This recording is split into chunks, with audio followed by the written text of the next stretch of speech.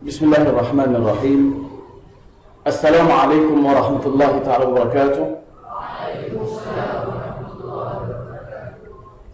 كيف حالكم؟ وكيف دراستكم؟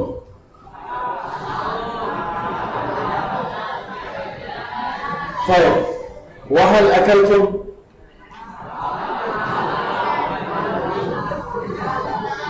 نعم. وهل شربتم؟ الحمد لله. الحمد لله على نعمه وعلى رزقه وعلى هدايته إلى صراطه المستقيم، والصلاة والسلام على رسولنا الكريم وعلى آله وأصحابه ومن تبعه بإحسان إلى يوم الدين. أما بعد، أبناء الطلاب والطالبات، نجتمع هنا اليوم لأجل واحد ولغرض واحد ولهدف واحد،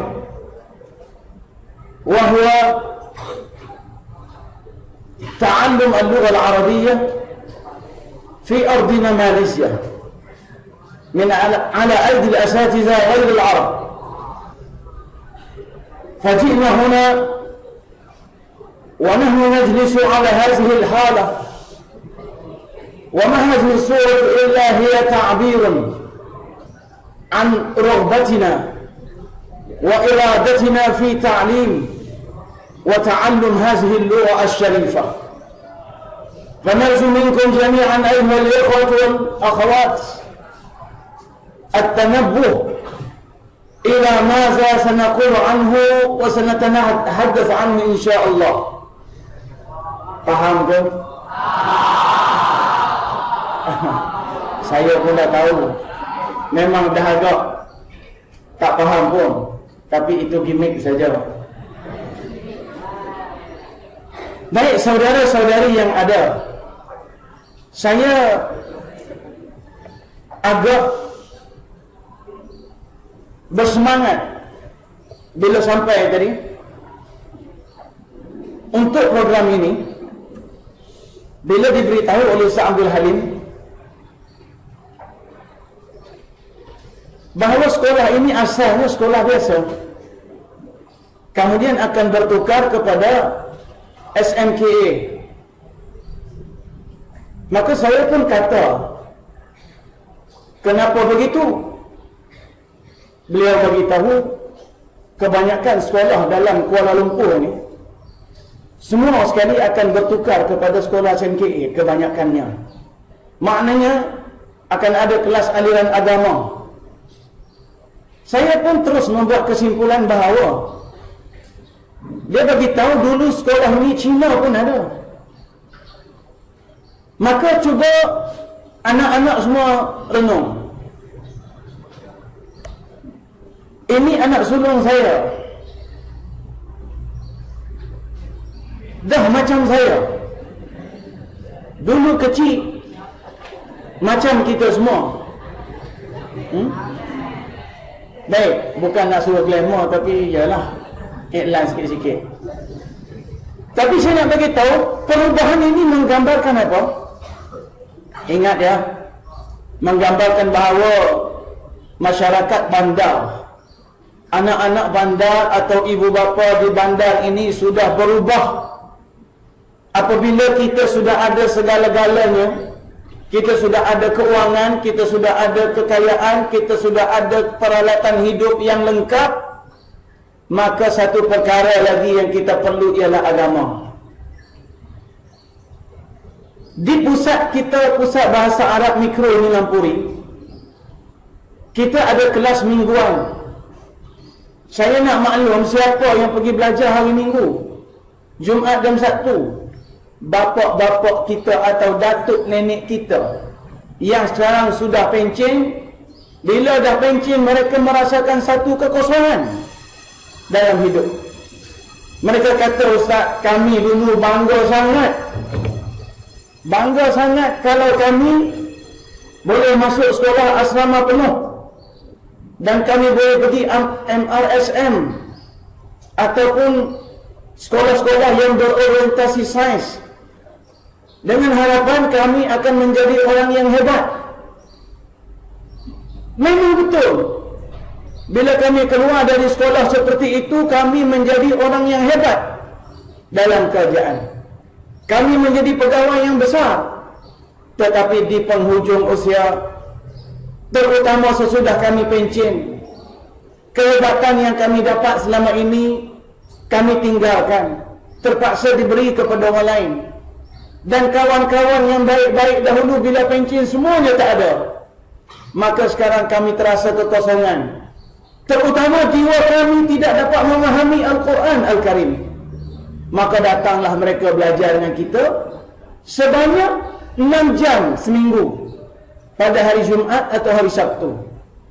Jadi saya beritahu ini, tujuannya saya tak mahu anak-anak yang ada di sini bila sampai usia pencen macam tu baru nak belajar bahasa Arab. Dan pernah saya tulis dalam Facebook, ini iklan sambil-sambil, kalau nak ikut perkembangan saya, pergi cari Rosdi Ismail.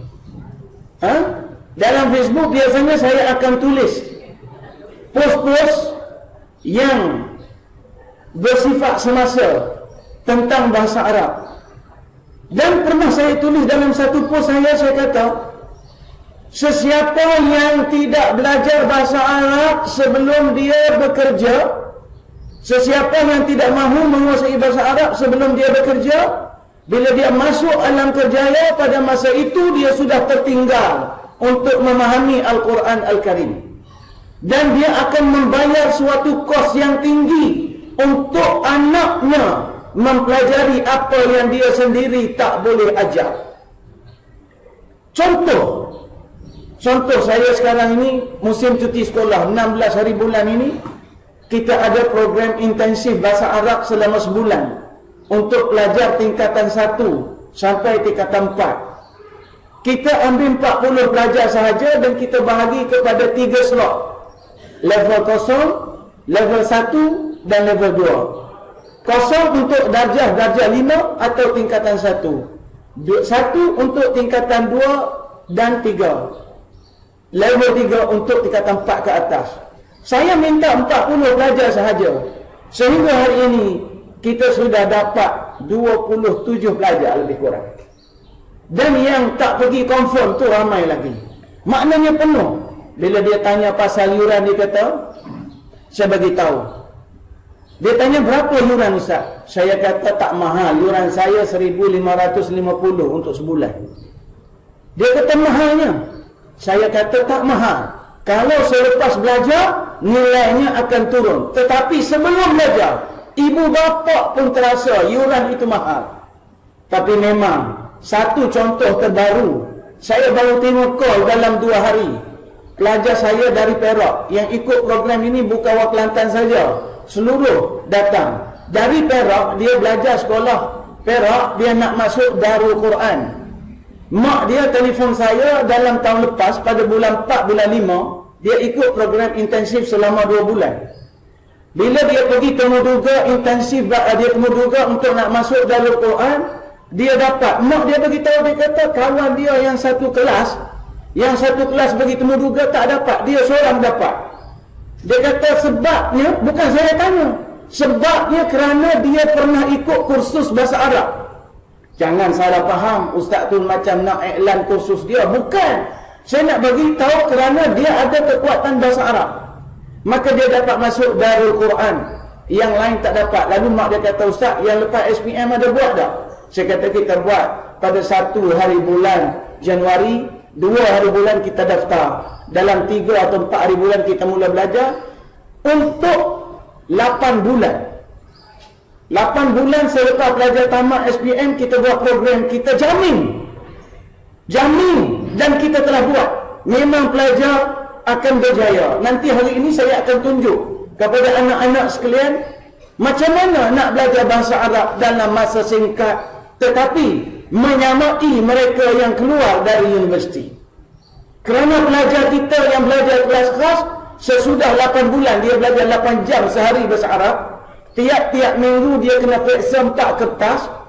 Lepas 8 bulan kita jamin dia boleh baca kitab tanpa baris. Dia boleh i'rab ayat dalam Quran. Dia boleh terjemah Al-Quran dengan baik. Kita jamin. Bertutur dalam bahasa Arab pun kita buat. Nak cerita bahasa Arab tidak susah. Pengalaman yang kita lalui, insya-Allah kita kongsi pada hari ini. Kita akan tunjuk kepada anak-anak sekalian macam mana nak menguasai bahasa Arab. Jadi kesimpulannya dalam mukadimah ni saya nak beritahu, kalau anak-anak sekalian sekarang dalam tingkatan 1, 2, 3, 4 sebelum naik SPM, kuasai bahasa Arab betul-betul. Kerana bahasa Arab akan menjadi bahasa yang lebih penting daripada bahasa Inggeris 10 tahun lagi. Dulu semasa saya mengajar di Universiti Melaya, pada tahun 91, waktu itu usia saya 22 tahun. 22 tahun saya sudah boleh mengajar di universiti. Sombong sikit bunyi. Kenapa saya diterima dalam usia muda begitu? Menjadi guru bahasa di universiti? Sebab juga kerana kekuatan bahasa yang ada pada saya. Pada tahun itu saya tengok pelajar-pelajar tak minat nak belajar bahasa Arab. Tapi hasil daripada maklumat pada waktu itu saya kata apa? Anak-anak sekalian, sahabat-sahabat pelajar sekalian, tolong tengok 10 atau 12 tahun lagi orang Arab akan datang ke Malaysia. Orang Arab akan datang ke Malaysia dan mereka akan menetap di Malaysia. Kerana saya faham bumi Arab sudah limpah dengan masyarakat Arab. Bumi Arab sudah tidak cukup ruang untuk menanggung rakyat Arab. Maka sekarang betul, selepas peristiwa 11 September, apa 11 apa dekat World Trade Center dunia itu, maka orang Arab berpaling. Dan sekarang ini orang Arab ada di Malaysia nak lebih kurang sama dengan orang Bangla atau Buruh Indonesia. Maaflah saya sebut begitu. Sebab apa? Dekat Nilampuri di Kota Baru itu pun ada Arab pergi buka kedai makan. Ada Arab pergi buka kedai jual jubah. Dan Arab ini import barang-barang daripada negara mereka, berniaga di Malaysia. Mereka kata apa? Duduk di Malaysia ini senang, mewah, semua cukup, aman dan tentram. Saya nak bagi tahu satu perkara lagi. Anak saya yang saya sebut ini, saya dah hantar ke Mesir untuk belajar bahasa Arab sebelum Ramadan lagi niat saya. Dengan harapan dia boleh berpuasa di sana dan belajar suasana Arab. Pergi duduk habis je puasa Ramadan, tiba-tiba berlaku perusuhan. Berlaku rusuhan di mana kerajaan Mesir mengalami perubahan kepimpinan. Berlaku perang besar. Maka anak saya terpaksa balik. Dan bila balik, saya dah tak berani nak hantar dia pergi lagi. Sebab kita tak tahu untuk 4 tahun lagi dia boleh ke tidak habis pengajian dalam masa 4 tahun. Saya nak cerita nilai keamanan.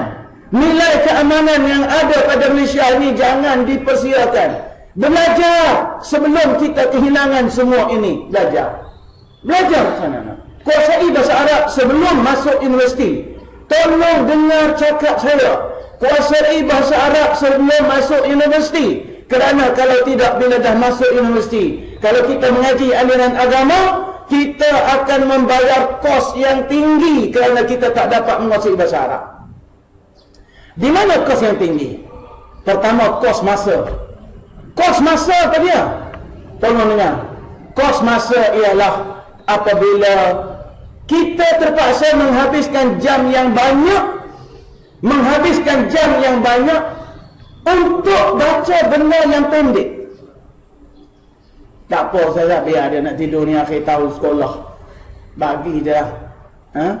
Jadi saya pun faham dia belum kenal saya. Jadi memang dia akan hadir dengan persepsi bahasa Arab ustaz. Dia akan macam tak apa, biar tidur. Semua tidur tak apa.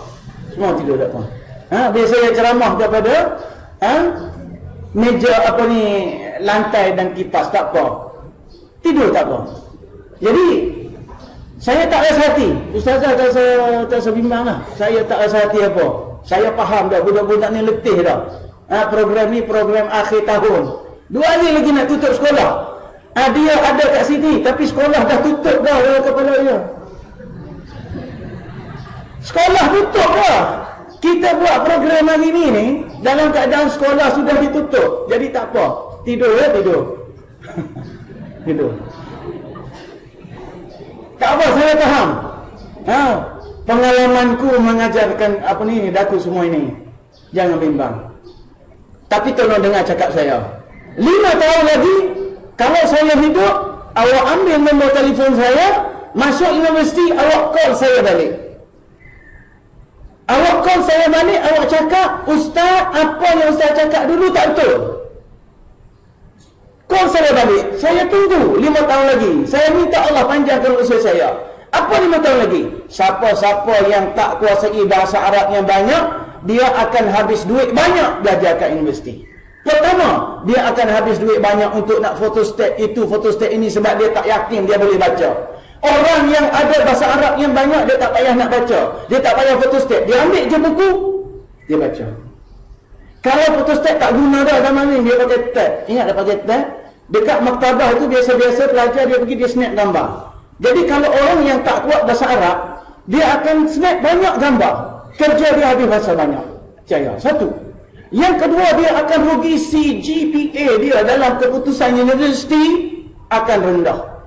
Ini yang pasti akan berlaku. Yang ketiga yang paling rugi, apa yang saya nak cakap ini. Tadi bukan ceramah lagi, itu mukaddimah dia.